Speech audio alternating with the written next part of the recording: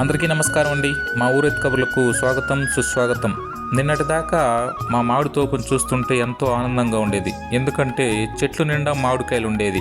ఆ మామిడికాయలలో ఆ మామిడి తోపు చూస్తుంటే ఎంతో ప్రశాంతంగా అనిపించేది. ఒక్కసారిగా కాయలన్నీ కోసేయడంతో చెట్లన్నీ బిసిరోమని అయిపోయాయి. అవునండి, నిజమే. అందుకే పెద్దలన్నారు, ఇంటి నిండా మనుషులుంటే ఇంటి కందం, చెట్టు నిండా మామిడికాయలుంటే చెట్టు కందం అనేసి.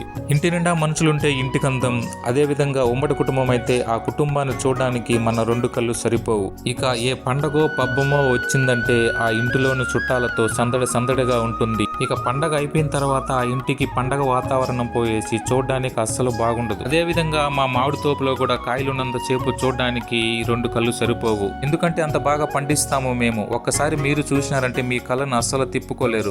ఏ మామిడికాయలైనా సరే, పులేరనా, బెంగళూరా, నీలమా, మల్లికానా, మల్గోబానా ఇలా చెప్పుకుంటూ పోతే ఏ మామిడికాయలైనా సరే. ఈ చిత్తూరు జిల్లా తవనంపల్లి మండలం మాధవరం అంటేనే మామిడికాయలకు ప్రసిద్ధి. అది నేను కొత్తగా చెప్పనక్కర్లేదు, అందరికీ తెలిసిందే. ఈ విధంగా కష్టపడి ఇష్టంతో పని చేస్తాం కనుకనే అందరూ మాధవరం మామిడికాయలంటూ ఎంతో ఇష్టపడతారు. ప్రతి ఒక్కళ్ళకి ఈ మాధవరం మామిడికాయలంటేనే అసలు ఈ తోపులో చూడడానికి రెండు కళ్ళు సరిపోవు. ఒక్కసారిగా కాయలన్నీ అయిపోవడంతో ఈ మామిడి తోపు చూడడానికి అస్సలు బాగోలేదు. సరే, ఇంకేం చేద్దాం, సీజన్ అయిపోయింది. ఇంకొచ్చే సంవత్సరం వరకు తప్పకుండా వేసి చూడాల్సిందే. ఇంట్లో మనుషులు ఎవరు లేదు, సందడిగా లేదనేసి ఇంట్లోకి పోకుండానూ ఉండలేము. అలాగే మామిడితోపులో కాయలు లేదు కదా అనేసి మామిడితోపులోకి పోకుండానూ ఉండలేము. మళ్ళీ కొత్త సంవత్సరం వస్తుంది, ఉగాది పండగ వస్తుంది. ఉగాది పండగకు చుట్టాలు వచ్చినట్టే మామిడితోపులో మామిడికాయలు కాస్తాయి.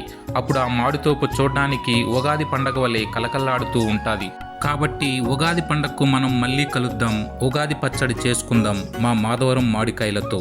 ఈ వీడియో కనుక మీకు నచ్చినట్లయితే లైక్ చేయండి, షేర్ చేయండి, సబ్స్క్రైబ్ చేయండి. Thanks for watching.